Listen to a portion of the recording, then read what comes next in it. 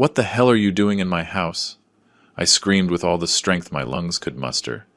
My heart was beating so hard I thought it might explode in my chest.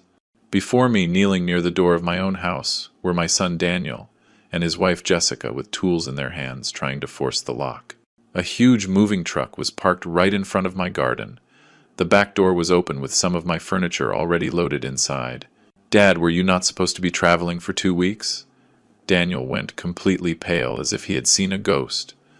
The tools fell from his hands with a metallic crash that echoed in the silence of that afternoon. "Dad, we were just—" Jessica stammered. Her eyes shifted nervously between the truck and me, looking desperately for some credible excuse. "But let me tell you how I got to this moment. Let me tell you how a simple change of plans turned into the most painful revelation of my life. My name is Richard Miller. I am 67 years old, and I have been a widower for 5 years. My wife Emily was the love of my life for 42 years of marriage. When she passed away, I thought I would never feel that kind of deep, tearing pain again. I was wrong because the pain I felt that afternoon looking at my only son trying to rob me was different. It was a betrayal that cut deeper than anything else. That morning had started like any other. I got up early at 6 o'clock on the dot as always. I made my coffee and checked my suitcase for the third time. I had planned this trip for months. My younger sister, who lives in Florida, had insisted I come visit her.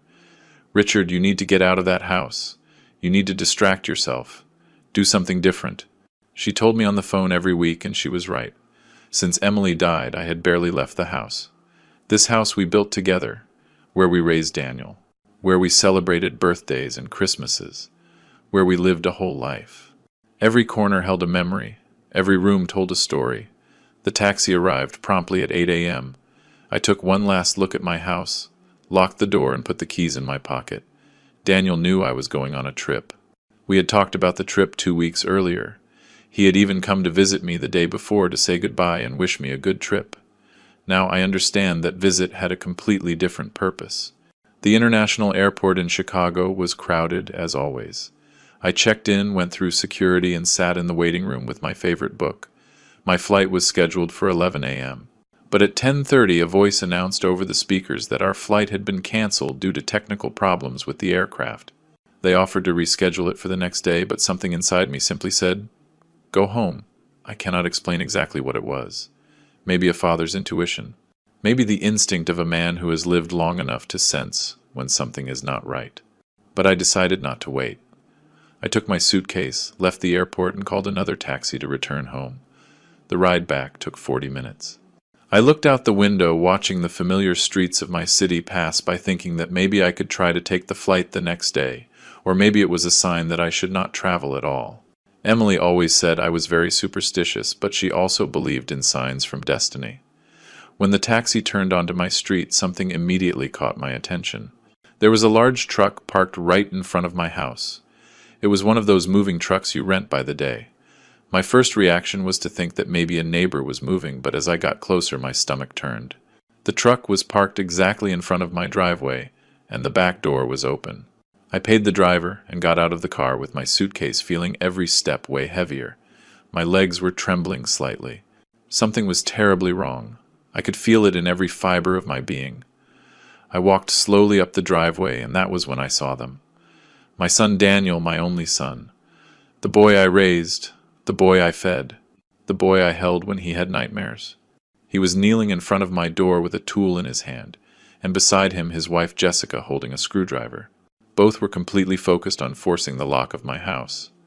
For a second my mind could not process what I was seeing. I simply stood there, paralyzed, observing a scene that seemed taken from a nightmare. Behind them, inside the truck, I could see some of my furniture. I recognized my old side table, the one I inherited from my father. I recognized the dining room chairs that Emily and I bought on our 10th anniversary. That was when I shouted, "What the hell are you doing in my house?" Daniel dropped the tools and stood up so fast he almost lost his balance. His face changed from shock to panic in a matter of seconds. Jessica froze with the screwdriver still in her hand, her mouth opening and closing without making any sound. "Dad, were you not supposed to be traveling for 2 weeks?" Daniel stammered, and I could see sweat forming on his forehead even though it was not hot. "My flight was canceled," I said, my voice trembling with a mixture of shock, disbelief and rage that was beginning to boil inside me. But that does not answer my question. What the hell are you doing trying to break into my house? Dad, we just wanted to. Jessica tried to speak, but the words got stuck in her throat. Just wanted to, what? My voice went up an octave. Just wanted to break in and steal? Just wanted to take my things while I was away? I looked at the truck again more carefully. This time it was not just my furniture. I could see boxes, bags, and objects wrapped in blankets. How long had they been planning this? How long had they been waiting for me to leave so they could empty my house? It is not what you think, Dad. Daniel finally found his voice, although it sounded weak and pathetic. Can we explain? Then explain, I said, crossing my arms over my chest, trying to control the shaking running through my entire body. Explain to me why my own son is trying to force entry into my house. Explain to me why there is a moving truck full of my things. Explain to me why I feel like my heart is breaking into 1,000 pieces in this very moment. Daniel looked at Jessica, and in that exchange of glances I could see everything I needed to know. They had planned this. It was not an impulse. It was not a misunderstanding. It was a deliberate and calculated plan waiting for the perfect moment to execute. That let me explain. Daniel took a step toward me, but instinctively I stepped back. That gesture, that small movement of rejection seemed to hurt him more than any word. Things have been tough for us lately, he said. Tough?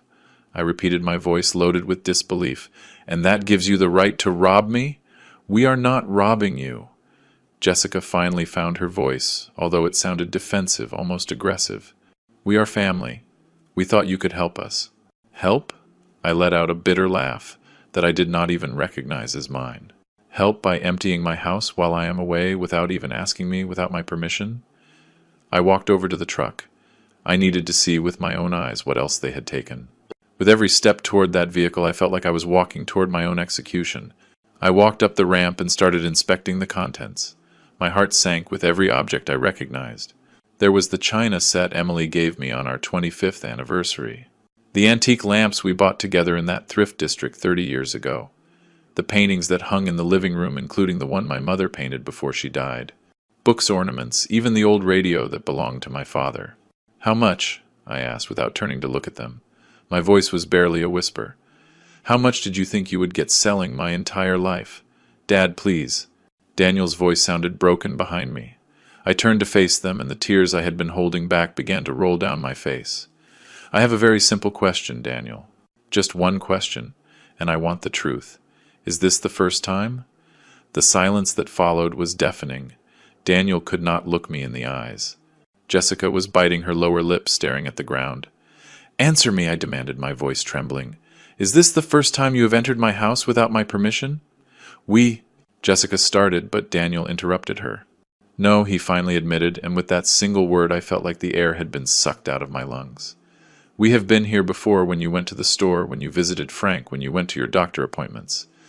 I leaned against the side of the truck. I needed something to hold me up because my legs were threatening to give way. How many times? I asked. I do not know, Dad. Several times in the last 3 months? 3 months. For 3 months, I had been living in my house, feeling safe, feeling at home, while my own son came and went like a thief. All those times I felt something was out of place. All those moments I thought I was getting forgetful, imagining I had left an object in a different place. It had not been my imagination. It had been real. What did you take? I asked, although I was not sure if I wanted to know the answer. Before today, what other things did you take from here? Jessica and Daniel exchanged another look, that silent communication of couples who have shared secrets. Small things, Jessica murmured. Things we thought you would not notice immediately. Like what? I insisted, feeling the rage bubbling again in my chest. Some jewelry, Daniel admitted, his voice barely audible. Some silver candlesticks. Some old books we thought would have value. Every word was like a direct blow to my heart. Emily's jewelry, I whispered. The pearl earrings she left me before she died. The necklace she wore at our wedding. I thought I had lost them. I searched the whole house for weeks. We needed them, Dad, Daniel tried to justify. We had debts. We had to pay. You could have asked me for help. I exploded, my voice echoing down the street. I am your father, Daniel. If you needed money, if you had problems, you could have told me. But instead you decided to steal from me. You decided to betray my trust in the worst way possible. We knew you did not have much money, Jessica intervened, and there was something in her tone that made me look at her more closely. You always say your pension barely covers the basics that you have to watch every dollar, and that gives you the right to decide for me? I shouted. Does that give you the right to enter my house like thieves and take whatever you want? I got down from the truck and walked to the door of my house. I needed to go inside. I needed to see what else had been violated, what else had been touched by hands I thought loved me. I took my keys with trembling hands and opened the door. The inside of my house looked normal at first glance. But when you look carefully, when you know every corner of your home, you can see the absences. I could see the empty spaces where my things used to be. The shelf where I kept my grandmother's crystal figurine collection was empty. The cabinet where Emily kept her antique watch collection had its doors open and the shelves bare. I walked toward my bedroom like a man in a trance. Daniel and Jessica followed me at a distance, not daring to get too close. I opened the drawer of my dresser, the drawer where I kept my most precious treasures. It was practically empty. The locket, I said, my voice sounding hollow and dead. The gold locket Emily gave me on our last anniversary with photos of us when we were young. Where is it? Silence. Where is it? I shouted, turning toward them with a fury I had never felt before. We sold it, Jessica admitted in a low voice. 2 weeks ago. We needed to pay the rent or we were going to be evicted. I felt like they had ripped my heart out of my chest. That locket was the most precious thing I had. It was the last gift from Emily, the last physical piece of our love I could hold in my hands. And they had sold it. They had sold it as if it were just any object without value, without importance. How much? I asked, my voice trembling with contained rage. How much did you get for it? $200, Daniel whispered. $200. They sold 42 years of marriage, of memories of love, for $200 miserable dollars. I sat on the edge of my bed because if I did not, I knew I would collapse completely. Tears were falling freely now, and I did not try to stop them. Daniel approached, tried to put his hand on my shoulder, but I pulled away violently. Do not touch me, I said with an icy voice. Do not you dare touch me. Dad, I am so sorry, Daniel sobbed. We did not want it to come to this. We thought if you were gone for 2 weeks, we could take enough things to solve our problems and you would never have to know. And then what, Daniel? I asked, looking him directly in the eyes. Then what? When I returned from my trip and noticed my house was empty, what would you tell me? That there was a robbery? You would lie to my face while I cried over the loss of everything I loved. He did not answer because there was no answer that could justify what they had done. Who else did you sell my things to? I continued. I needed to know everything.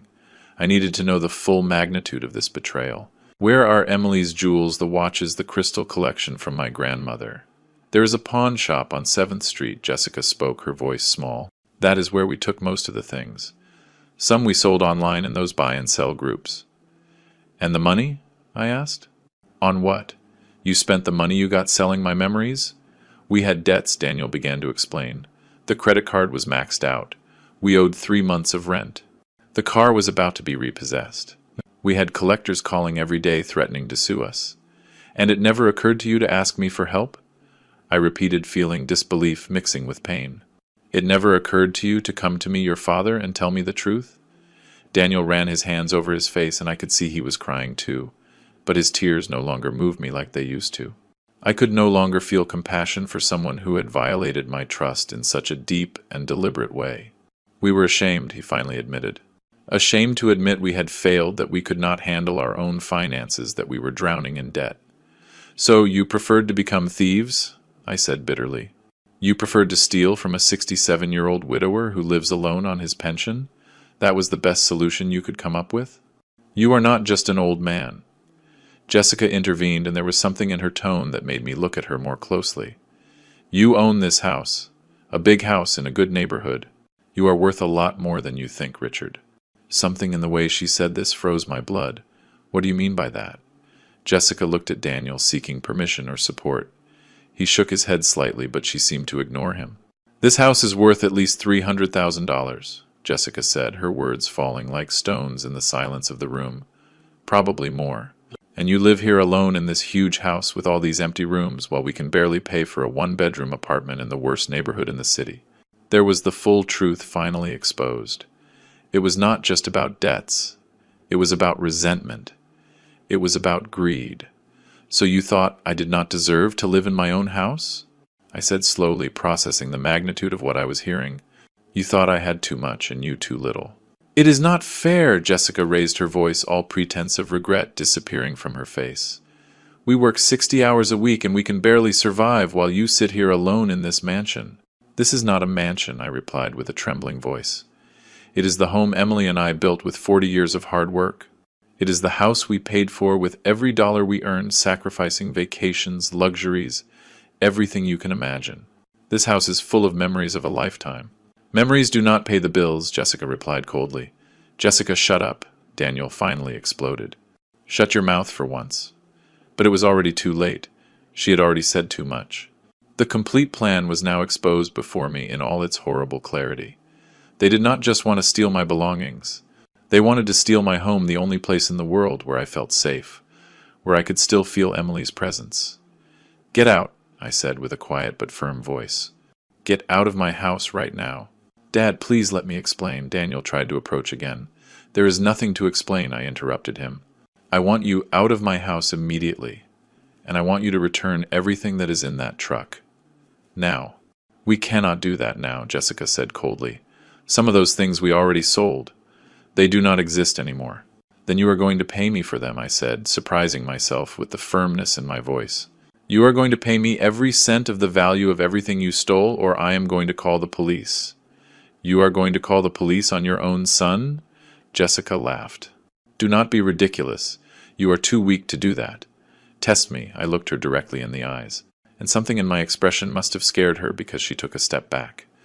Dad, please, Daniel was sobbing openly. We do not want it to end like this. We are family. Family does not steal from each other, I replied, feeling every word tear me apart inside. Family does not conspire to take everything from one of their own. What you did is not what family does. It is what strangers do, what criminals do. I took my cell phone out of my pocket with shaking hands. Daniel saw the gesture and went even paler. Who are you going to call? He asked with a fearful voice. First, I am going to call Frank, I said, referring to my neighbor and best friend. He is a witness. I need someone else to be here and see what you have done. Then I am going to call a locksmith because I am going to change all the locks in this house today. And then I am going to call my lawyer. Dad, you cannot do this, Daniel pleaded. You are going to ruin us. If you call the police, I will have a record. I will not be able to get a job. You are going to destroy us. You destroyed yourselves, I replied, dialing Frank's number. I did nothing except be foolish enough to trust my own son. The phone rang twice before Frank answered. Richard, I thought you would be on the plane. Frank, I need you to come to my house immediately, I said, my voice breaking slightly. Something has happened. I need a witness. I am on my way, he replied without asking questions, and I could hear the sound of a door closing on the other end of the line. Frank lived 3 houses down. He would be here in minutes. I hung up the phone and looked at Daniel and Jessica. You have 2 options. You can stay here and wait for Frank to arrive, and then we call the police together. Or you can start returning everything that is in that truck right now. And maybe, just maybe, I will consider not pressing charges. That is blackmail, Jessica spat the words. I did not correct her. It is justice. It is giving you a chance you do not deserve. A chance I never had when you decided to turn my home into your personal store. Daniel looked at the truck parked outside, then looked at me, and finally looked at Jessica. I could see the conflict on his face, the internal battle between the son he once was and the man he had become. Okay, Daniel finally conceded, his voice barely a defeated whisper. We will return everything. What? Jessica looked at him with disbelief. Daniel, you cannot be serious. Enough, Jessica. Daniel ran his hands over his face, looking exhausted and defeated. This has gone too far, much further than it should have gone. I cannot believe you are giving up like this. Jessica looked at him with contempt. I knew you were weak, but this— I am not weak, Daniel interrupted her, his voice taking a tone I had never heard before. I am a thief. I am someone who betrayed his own father. That is not being strong, Jessica. That is being a coward. For the first time since I arrived, I saw some genuine regret in my son's eyes. But it was too late. The damage was done. The trust was broken, and I was not sure if it could ever be repaired. Start taking things out of the truck, I ordered, crossing my arms. Every last object. Daniel nodded and walked out of the house. Jessica followed him, but not without giving me a look full of pure resentment. I stayed in my bedroom staring at the empty drawer where my most precious treasures used to be, feeling a void in my chest that I knew no returned object could fill. I heard hurried footsteps outside, and then Frank's familiar voice. "Richard, where are you?" "Here in my bedroom," I shouted. Frank appeared in the doorway, breathless from running. He was a man my age, 65 years old, with short gray hair and sharp eyes that missed nothing. He had been my neighbor for 20 years and my best friend for 15. "What happened?" he asked. And then, "My God, is that Daniel out there?" His eyes went wide with surprise, seeing my son and his wife unloading furniture from the truck. "What is going on?" I told him everything. Every painful detail. Every devastating confession. Frank listened in silence, his expression changing from surprise to disbelief and finally to indignation. "That ungrateful bastard," he growled when I finished. "That miserable wretch, after everything you have done for him. I do not know what to do, Frank." I admitted, feeling the tears threatening to return. "He is my son, my only son. How can I turn him in? How can I call the police and ruin his life? He ruined his own life." Frank put his hand on my shoulder. "And he almost ruined yours too, Richard. What they did is serious. It is not just theft. It is premeditated. It is systematic. They have been entering your house for months." "I know," I whispered. "I know all that, but he is still my son." "And you are still his father?" Frank replied firmly. "A father who deserves respect, love, and honesty. Not betrayal, not theft, not manipulation." We went out together and headed to the front of the house. Daniel and Jessica were unloading the furniture with slow, resentful movements. They had already returned several pieces, but the truck was still half full. "How much is left?" I asked. "Quite a bit," Daniel replied, without looking me in the eyes. "It took us all morning to load." "So it will take you all afternoon to unload?"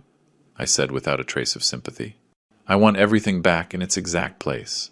Every piece of furniture, every box, every object."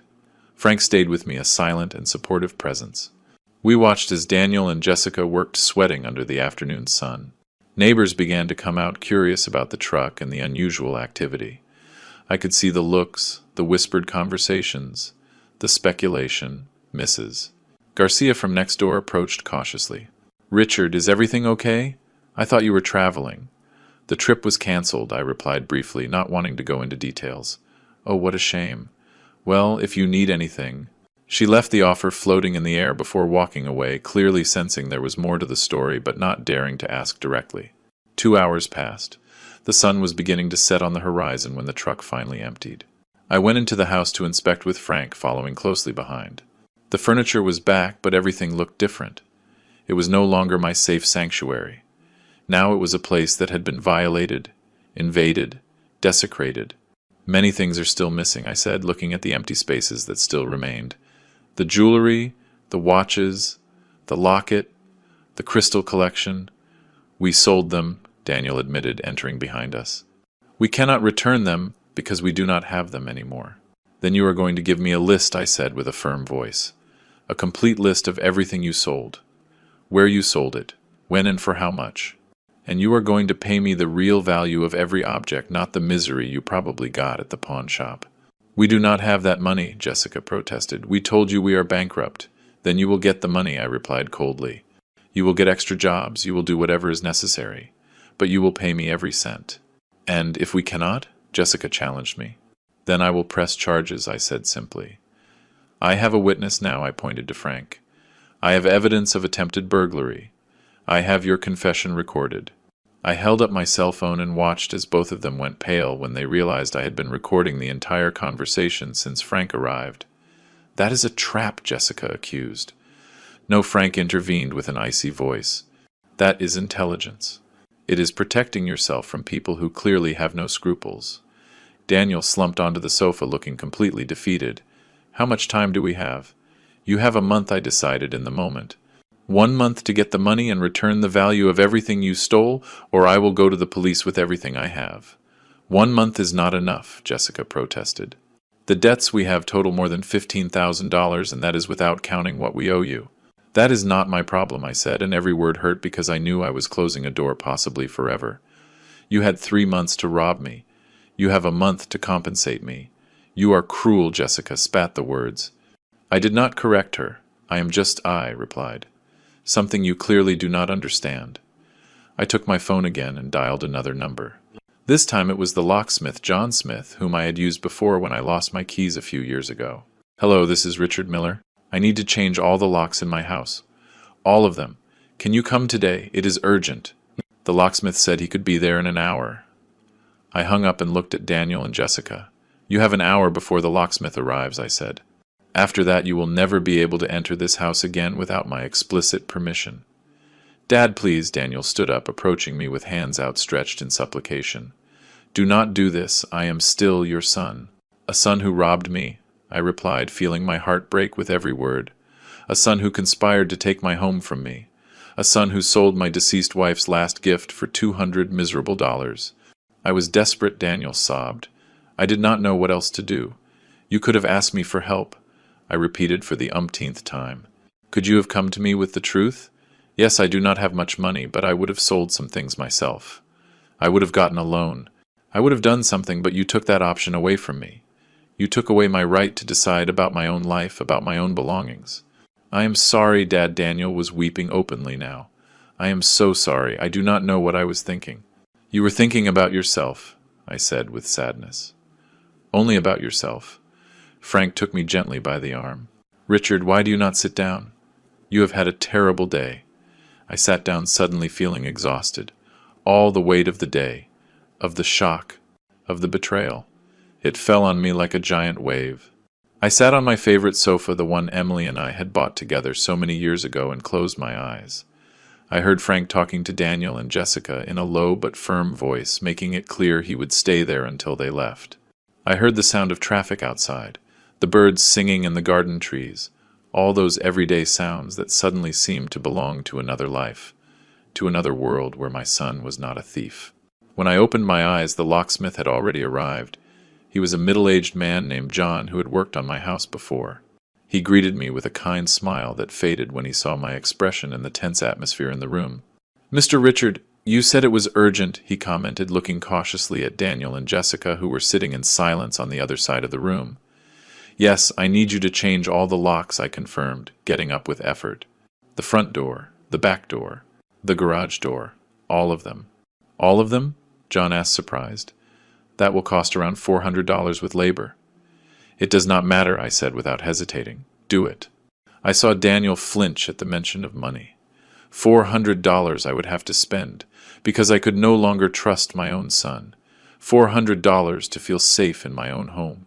John started working on the front door. The sound of his tools filled the uncomfortable silence that had settled in the house.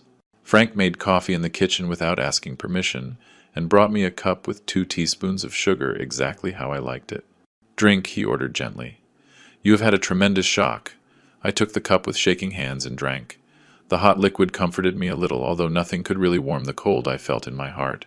Daniel approached again, moving with the caution of someone approaching a wounded animal. Dad, about the power of attorney, Jessica mentioned. I will revoke it tomorrow, I interrupted him before he could continue. I will go to my lawyer and make sure you do not have any kind of legal authority over my affairs. None. Dad, please, he tried to explain. It was not my intention to misuse that. It was Jessica who suggested we could. Do not blame your wife, I cut him off again. You made the decision. You entered my house. You took my things. You sold your mother's locket. Those were your decisions, Daniel. Yours. But she pressured me, he insisted. She said you were selfish, that you had too much while we suffered. She convinced me we were doing the right thing. And you believed her? I asked with disbelief. Did you really believe stealing from your widowed father was the right thing? Daniel did not answer, but his silence was answer enough. Jessica stood up abruptly. I am not going to stay here listening to how I get blamed for everything. Daniel is an adult. He made his own decisions. You are right, I agreed, surprising her. He is an adult. An adult who made terrible decisions. But you encouraged him. You manipulated him. You pushed him to betray his own father. I did not manipulate him, Jessica protested. I only opened his eyes to reality. The reality that his father lives like a king while his son can barely pay rent. Like a king, I repeated, feeling the rage bubbling again in my chest. living like a king. I cook my own meals because I cannot afford to eat out. I wear the same clothes for years because I cannot buy new ones. I clip coupons and wait for sales to buy groceries. Is that living like a king? You have a $300,000 house, Jessica replied.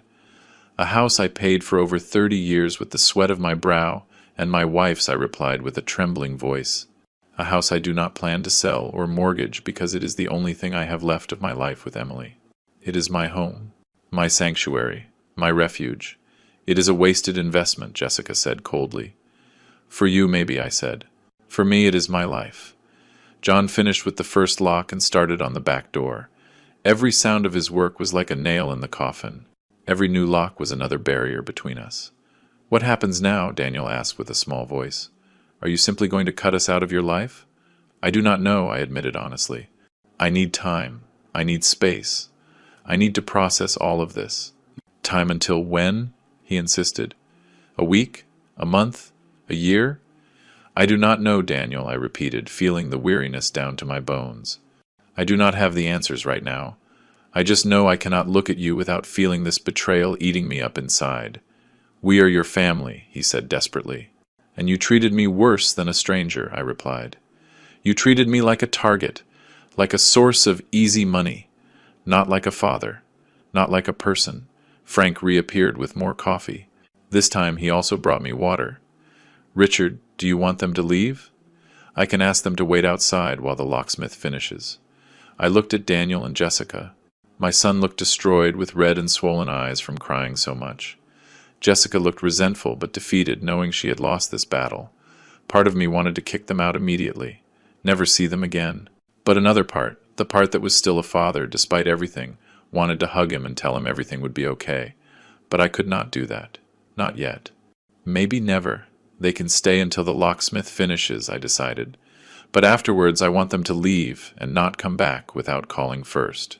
If you show up here unannounced, I will call the police. You would call the police on your own son? Daniel asked with disbelief. After today, I do not know what you are capable of, I replied with brutal honesty. So yes, I would call the police if I needed to protect myself. Those words seemed to hit him harder than anything else I had said. He sank back onto the sofa with his head in his hands, sobbing silently. John worked for another hour. He changed 3 locks in total and gave me a complete set of new keys. He also offered to install additional security locks, but I declined. I had already spent enough money for today. Mr. Richard, if you need to change the locks again or have any security problem, do not hesitate to call me, John said as he finished packing his tools. He gave me his card and a compassionate look that suggested he had understood more of the situation than I would have liked. I paid him in cash money I had saved for emergencies. I never imagined an emergency would be protecting myself from my own son. After John left, I turned to Daniel and Jessica. It is time for you to go. Daniel stood up slowly like a man walking toward his execution. Dad, can I at least give you a hug? Can I at least say goodbye properly? I looked at my son, the child I had raised, the baby I had held in my arms, the teenager I had helped with homework, the young man I had watched marry with hope and love, and I felt nothing. A void where unconditional love used to be. No, I said simply. Right now I cannot bear for you to touch me. I saw the pain in his eyes, and a small, cruel part of me rejoiced. I wanted him to feel even a fraction of the pain I was feeling. I understand, Daniel whispered. Dad, I am sorry. I am so sorry for all of this. I know these words mean nothing now, but I say them anyway. You are right, I said with a hollow voice. They mean nothing. Jessica said nothing. She simply took her purse and walked toward the door. Daniel followed her, after one last look toward me, a look full of regret and desperation. Remember I said before they left, you have a month, 1 month to get the money and return what you stole. Otherwise I go to the police with everything. We will get it, Daniel promised, although his voice lacked conviction. And then they left. I heard the sound of footsteps walking away, the engine of the moving truck starting, the vehicle driving away down the street. And then for the first time all day there was silence. Frank closed the door and engaged the new lock. The sound was definitive, final. Richard, Frank said softly, coming to sit beside me. Are you okay? No, I admitted. And finally, I allowed the tears to flow freely. I am not okay at all. Frank hugged me while I cried. I cried for the lost innocence, for the broken trust, for the relationship that maybe could never be repaired. I cried for the son I thought I had and for the man he had actually become. I cried for Emily, wishing she were here, wishing she could tell me what to do. Let it out, Frank murmured, patting my back like a father would. Cry all you need. You have earned it. I do not know how long we were like that. The sun had set completely when I finally separated from him. My eyes were swollen and my throat was sore from sobbing. Thank you, I whispered, drinking the water slowly. Thank you for being here. I do not know what I would have done without you. You do not have to thank me, Frank replied firmly. That is what friends do. Real friends. That word, real, echoed in my mind. True friends, true family. What did those words really mean? I had thought family was sacred, that blood was thicker than water, that a son would always be a son. But today had taught me that family could betray you as deeply as any stranger. Maybe more deeply because you trusted them in a way you would never trust anyone else. You need to eat something, Frank said, getting up from the sofa. I bet you have not eaten anything all day. He was right. My last meal had been breakfast that morning a whole lifetime ago. But the idea of eating turned my stomach. I am not hungry, I protested weakly. I do not care. Frank was already in the kitchen opening the refrigerator. You are going to eat even if I have to shove it in your mouth myself. You have had a tremendous shock and you need to keep up your strength. He made a simple sandwich for me and heated up some soup he found in the pantry.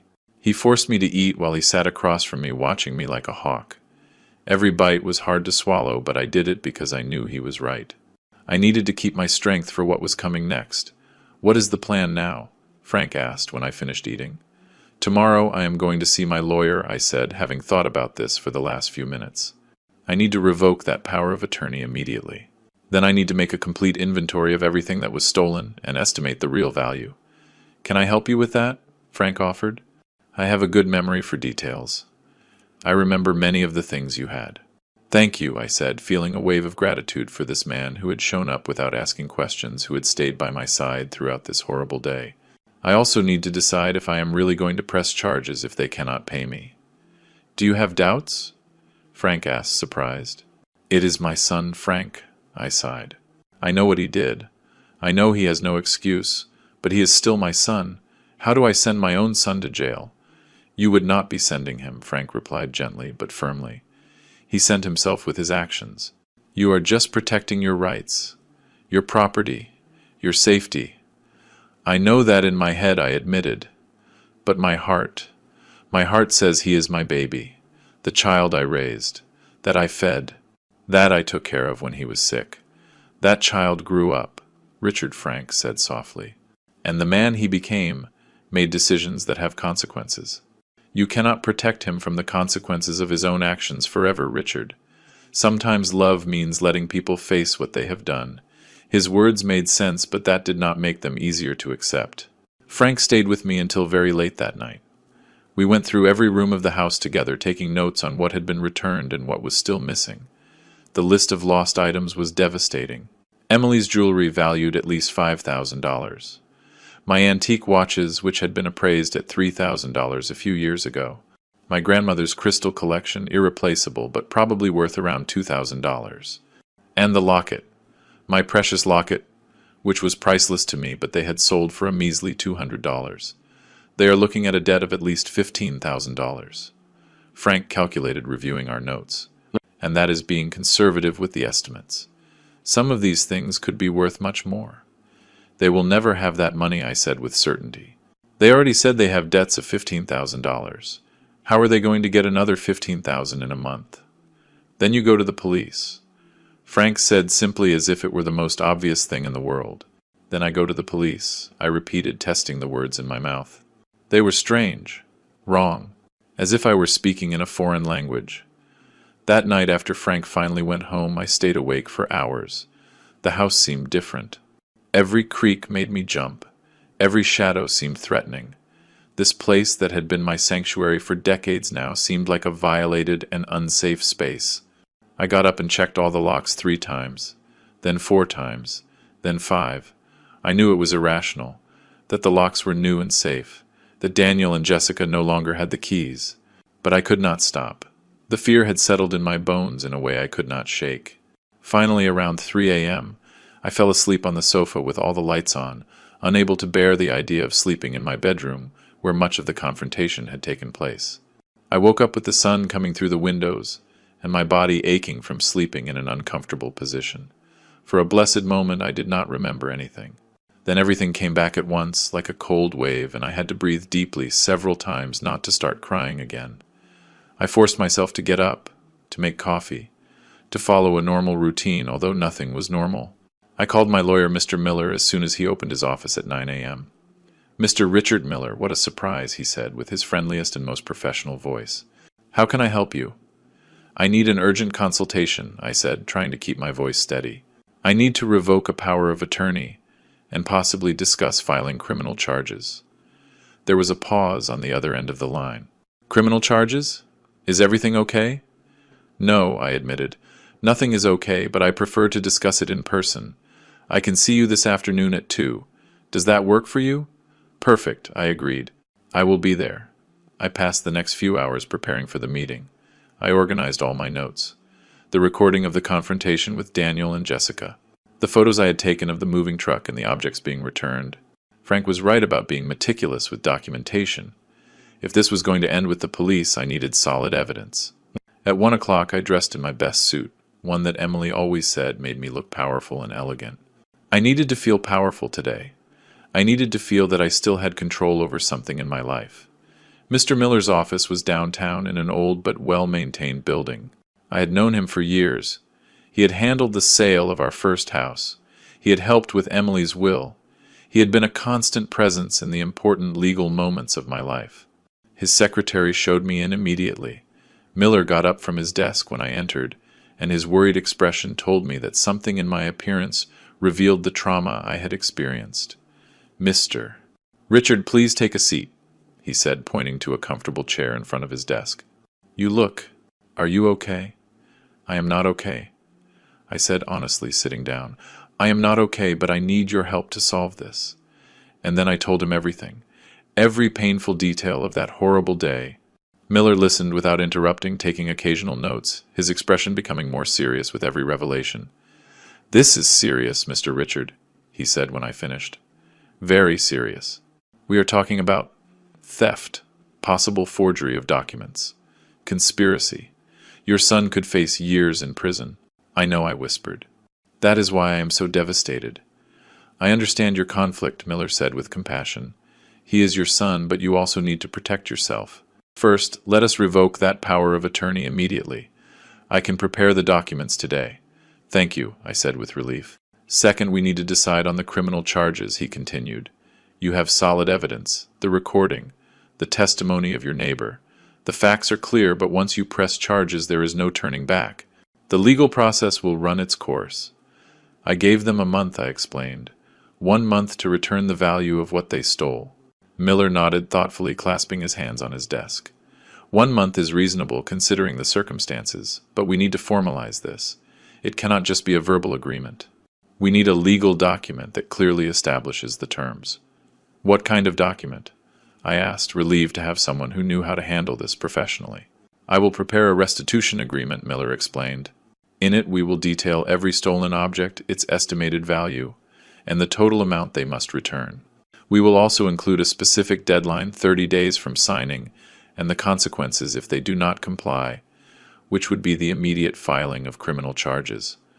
"Would they have to sign it?" I asked. "Yes," he confirmed.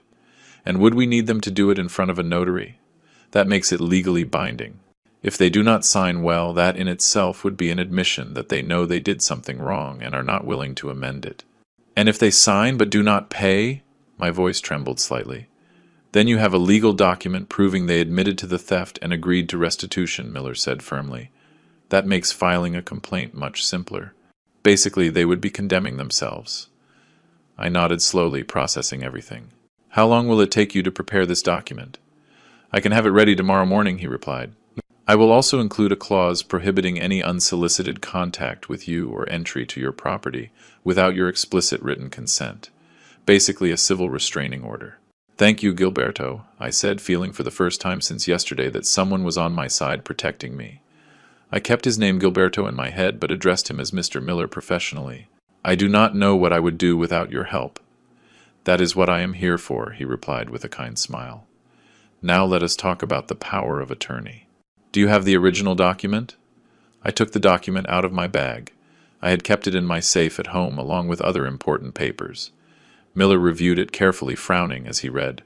This power is quite broad, he commented with concern. More than it should be for a temporary post-surgery power. Who drafted this? A lawyer Daniel recommended. I admitted, feeling a new weight in my stomach. He said he was a friend of his, that he would give us a good price. Mr. Richard Miller looked at me seriously. This document gives your son authority over virtually all your financial and legal affairs. With this, theoretically, he could sell your house, empty your bank accounts, obtain loans in your name. Do you realize how dangerous this is? I felt like I had been hit. But the lawyer said it was standard, that it was what was necessary to handle my accounts while I recovered. He lied to you, Miller said bluntly. Either he was incompetent or he did it intentionally. I suspect it was the latter. Do you remember his name? I gave him the name and saw Miller's expression darken even more. I know that. Man, he said with disgust. He has had several complaints before the Bar Association. Put it this way, I would not be surprised if he intentionally collaborated with your son on this. Do you mean Daniel planned this 2 years ago? The magnitude of the betrayal continued to grow. It is possible, Miller said carefully. Or maybe he just wanted to have the option as a precaution.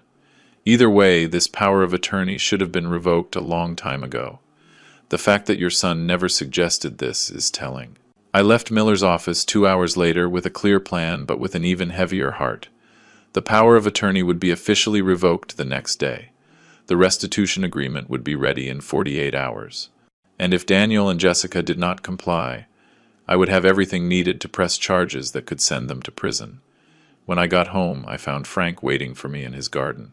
He approached immediately when he saw me get out of the taxi. How was it? He asked with concern. It is under control, I replied wearily. Miller is preparing everything. But I discovered something worse, Frank. The power of attorney I gave Daniel 2 years ago was much broader than it should have been. Basically, it gave him complete control over my financial life. Frank paled. My God, Richard. That means he could have. Could he have sold my house without my knowledge? I finished the sentence for him. Could he have emptied my accounts? Could he have done anything? And the lawyer who drafted the document is known for working in gray areas of the law. Then Daniel planned this 2 years ago. Frank said what we were both thinking. Or at least he made sure he had the necessary tools when the time came. I nodded. That night I slept poorly again. Nightmares haunted me. I dreamed I came home and found it completely empty. I dreamed I opened my drawers, and everything had disappeared. I dreamed of Daniel's face, but it was that of a stranger, someone I had never really known. I woke up at 5 a.m., soaked in sweat with my heart racing. I could not go back to sleep. I got up, made coffee, and sat in the kitchen watching the sun rise through the window. My phone rang around 7. It was an unknown number. I hesitated before answering, but finally did. Dad, it was Daniel's voice, broken and desperate. Please do not hang up. I should have hung up. I should have ended the call immediately, but something in his voice stopped me. What do you want, Daniel? I asked with a tired voice. I need to talk to you, he said quickly, as if fearing I was going to hang up at any moment. Please just give me 5 minutes. 5 minutes to explain something. You already explained enough the other day, I replied coldly. No, I did not explain, he insisted. There are things I did not tell you. Things you need to know. More lies? I asked bitterly. No, the truth. The complete truth I should have told you months ago. I sighed deeply. Against my better judgment, against all the warnings in my head, I said, You have 5 minutes. Speak. I heard him breathe deeply on the other end of the line. I lost my job 8 months ago, not 3 months like I told you. 8 months ago I was fired due to company restructuring. My hand tightened on the phone. And why did you not tell me? Shame, he admitted, pure shame. You had always been so proud of me, of my career, of how well I was doing. I could not bear to tell you I had failed. Losing a job is not failing, Daniel, I said, feeling a mixture of frustration and pain. It is something that happens to people. You could have told me. I know now. His voice was trembling. But at that moment I could only think about how I was going to disappoint you, so I lied. I told you everything was fine. That work was great. That we were fine financially. While you were sinking in debt, I said, beginning to understand the full picture. Yes, he confirmed.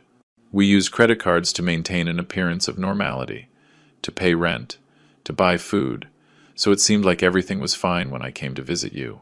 And then the debts grew so much you could not even make the minimum payments? And that was when Jessica started talking about you, said Daniel. About how you lived alone in that big house? About how you had all those old things that were worth money? At first I ignored it, but the debts kept growing. Collectors would not stop calling. We were about to be evicted, and then you decided your father was the easy solution? I finished for him. It was not like that he protested weakly. Or maybe it was? I do not know anymore, Dad. My head was so confused. I was so desperate. Jessica kept saying we would only take a few things. Things you would not notice immediately. Just enough to get out of the hole. And the locket? I asked, my voice breaking. Was that just getting out of the hole? Silence on the other end of the line then, with a barely audible voice. We needed to pay rent. We were going to be thrown out on the street that same day. The locket was the most valuable thing we could find quickly. Dad, I am so sorry. If I could turn back time. But you cannot, I interrupted him. You cannot turn back time, Daniel. You cannot undo what you did. You cannot give me back the trust you broke. I know, Daniel sobbed on the other end of the line. I know, and it is killing me. Every time I close my eyes, I see your face. That expression when you discovered us. I had never seen so much pain in your eyes, Dad, and knowing I caused that pain. Why did you call me Daniel? I asked, interrupting his monologue of self-pity. What is it that you really want? I want you to know that Jessica and I are separating, he said, and those words took me completely by surprise. What? That was all I could say. After we left your house the other day, we had the most horrible fight of our marriage, he explained. The worst. I told her we never should have done what we did, that it was unforgivable. She said I was weak, that I was pathetic for feeling guilty. She said you had more than you needed, and there was nothing wrong with taking what was rightfully ours. What was rightfully ours, I repeated with disbelief. Nothing in my house belonged to you, Daniel. Exactly what I told her, he continued. And she insisted we were family. That family shares everything, that your house practically should be ours too. That was when I realized something terrible, Dad. What? I asked. That she never really loved me. His voice broke completely. She loved me for what I could give her, for the security I provided, for future possibilities. And when I lost my job and could no longer maintain that image, she started looking for other ways to get what she wanted. And I was stupid and desperate enough to play her game. I felt a strange mixture of emotions. Part of me wanted to console my son, to tell him everything would be okay. But another part, the part that was still bleeding from betrayal, remained cold and distant. That does not excuse what you did, I finally said. Jessica may have suggested the idea, but you made the decision. You entered my house. You took my things. You sold your mother's locket. Those were your decisions, Daniel. Yours. You are right, he admitted. And I am going to make things right, Dad. I got a job yesterday. It is not a big deal, just a warehouse job night shift, but it pays well. And I also got a second job during the day at a gas station. Between the two jobs, I can earn around $3,000 a month. I did quick mental calculations. That was not enough to pay $15,000 in a month. I know, he said with frustration. I have been thinking about this non-stop. I am trying to sell my car. I could get around $4,000 for it, and I have some things I can sell. My computer, my guitar, anything of value. And Jessica? I asked. Is she contributing to this?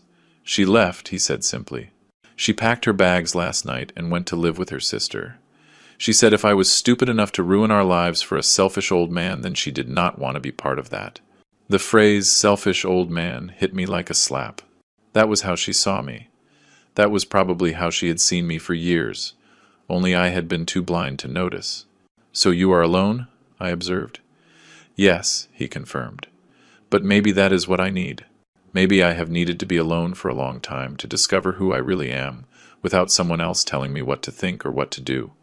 Daniel, I appreciate you calling me and telling me all this, I said carefully. But this does not change the situation. My lawyer is preparing a restitution agreement.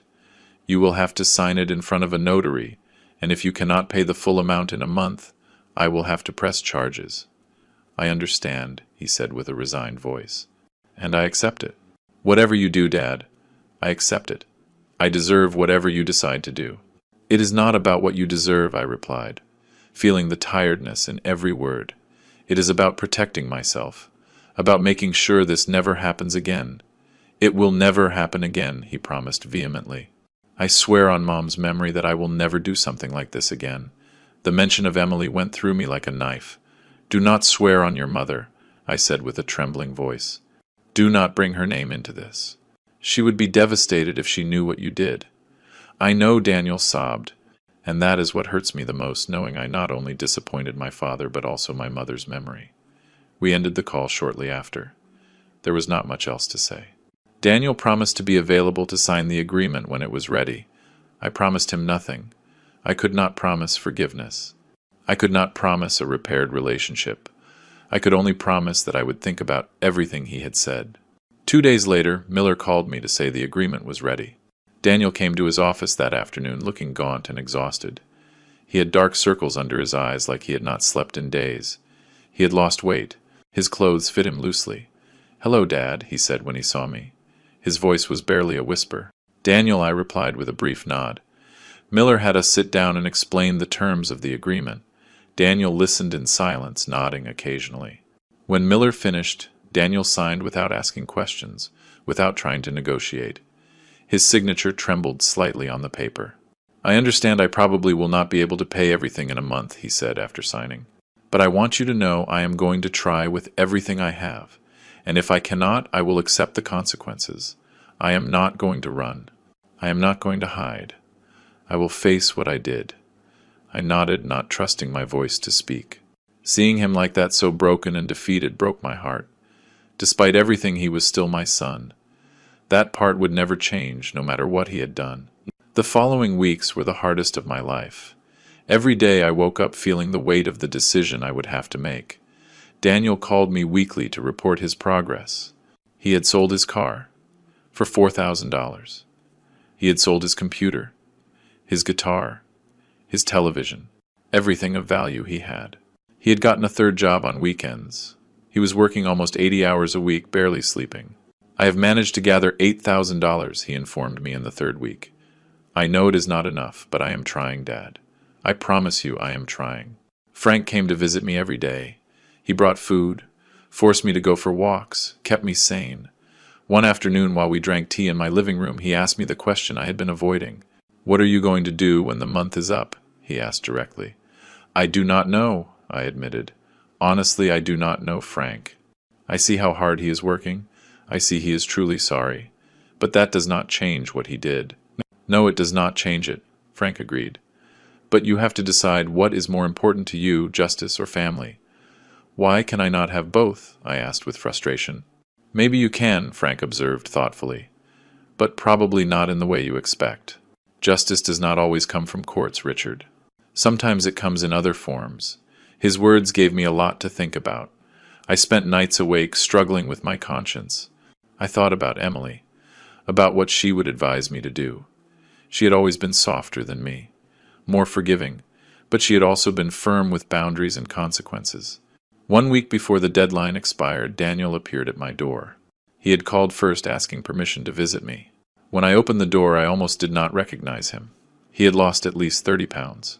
His face was gaunt with deep lines of fatigue and stress. "Come in," I said, making room for him. He entered cautiously, like a scared animal. He sat on the edge of the sofa with his hands clasped between his knees. "I have $10,000, he said without preamble. "I know it is not enough. I am short 5,000. I tried everything, Dad. I worked until I thought I was going to pass out. I sold everything I owned. I even tried to get a loan, but without a steady job and with my credit history ruined, no bank would give me anything." "Daniel," I began, but he raised his hand. "Let me finish, please," he pleaded. "I know the agreement says if I do not pay the full amount, you will press charges, and I understand that. I accept it. But before you do, I need to tell you something." "I am listening," I said softly. These last 30 days have been the worst of my life, he began, his voice trembling. But they have also been the most revealing. Working all these jobs, living with almost nothing, having time to think about what I did, about who I had become. I realized something, Dad. What? I asked. I realized I had lost my way a long time ago, he continued, tears running down his face. Mom died, and I did not know how to handle it. Instead of talking to you, instead of processing my pain, I simply buried it. I focused on work, on pretending everything was fine, on being what I thought I should be. I felt my own throat closing. We had not really talked about Emily's death, not in the way we should have. We had both suffered in silence, each trying to protect the other. And then I met Jessica, he continued. And she was so sure of herself, so determined. She made me feel like I could be strong again. But what I was really doing was letting someone else make decisions for me. Letting someone else tell me who I should be. Daniel, we all make mistakes in relationships, I said softly. That does not justify. I know, he interrupted me. I am not trying to justify anything. I am just trying to explain how I got to the point where I thought stealing from my own father was an acceptable option. I had lost my moral compass, Dad. I had lost sight of who I really was. He wiped his tears with the back of his hand, a gesture so familiar from when he was a child that I felt a sharp pain in my chest. These 30 days working non-stop, living with almost nothing, facing what I did, was like waking up from a nightmare, he said. And I realized something else. I realized what I regret most is not that you caught me. It is that I did this in the first place. It is that I betrayed everything you taught me about honesty and integrity. What do you expect me to do with this, Daniel?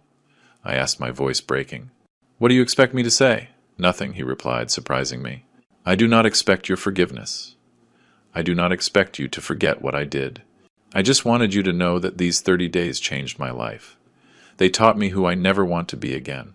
And regardless of what you decide to do, whether to press charges or not, I am going to spend the rest of my life trying to be the man Dad would have wanted me to be. We sat in silence for a long moment. I could hear the wall clock, the same clock Emily and I had bought on our trip to Europe 25 years ago. Every tick-tock seemed to mark the weight of the decision I had to make. Do you still have the $10,000? I finally asked. Daniel nodded, pulling a thick envelope from his jacket. It is all here in cash, as the agreement specified. I took the envelope, feeling its weight in my hands. $10,000. 30 days of grueling work, of sacrifice, of facing consequences. It was not the full amount, but it was evidence of genuine effort. I am going to keep this, I said, and saw his shoulders relax with relief.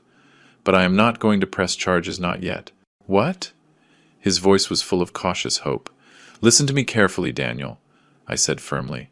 I am not forgiving what you did. I am not saying it is okay. I am saying I see your effort. I see your genuine regret. And I believe sending you to jail will not fix our relationship nor return what I lost. Then what? He began to ask. The remaining $5,000, I continued. You are going to pay them with time. With time? He asked, confused. Once a month, I explained, forming the idea as I spoke. You will come to my house, help me with things I need, repairs, gardening, whatever, and we will talk. We will really talk, not just superficialities. We will talk about your mother, about your pain, about how to rebuild trust. I saw the surprise on his face. Are you giving me another chance? I am giving you the chance to earn one I corrected.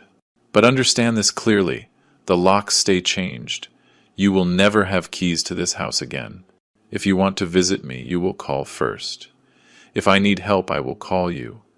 But you will never enter my house again without an invitation. Understood? Understood, he nodded vigorously. Dad, I promise I will not disappoint you again. That is what I hope, I said, feeling the weight of years falling from my shoulders. Because this is your last chance, Daniel. If you ever betray my trust again in any way, there will be no more conversations. I will press charges immediately. I will not do it, he promised. I swear on Mom's memory, on everything that is sacred. I will not fail again. This time when he mentioned Emily, it did not hurt as much because I could see my wife approving this decision. She had always believed in second chances. She had always believed in redemption. But she had also believed in consequences and clear boundaries. Daniel stayed a little longer. We drank coffee together, something we had not done in months. The conversation was awkward, at first full of pauses and tense silences. But gradually we began to talk about real things. He talked about how hard it had been losing his mother, about how he felt he had to be strong for me when in reality he was devastated too. I spoke of my own loneliness, of how every day in this big house reminded me of what I had lost. "We should have had these conversations 5 years ago," I said finally. "Yes," Daniel agreed, "but I guess better late than never." When he left that night, I hugged him for the first time since the day of the confrontation. It was not like before. There was not that warmth and unconditional trust, but it was a start, a small step toward something that maybe with time and effort could heal. Frank came to visit me the next day, curious to know what I had decided. "I am not going to press charges," I told him, "at least not for now. Are you?" "Sure?" he asked, studying my face carefully. "No," I admitted.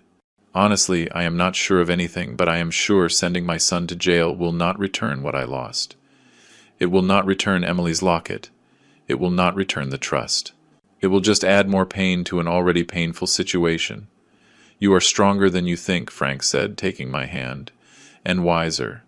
"I do not feel wise," I sighed. "I feel tired." "Forgiveness is tiring," Frank observed, "but resentment is more tiring.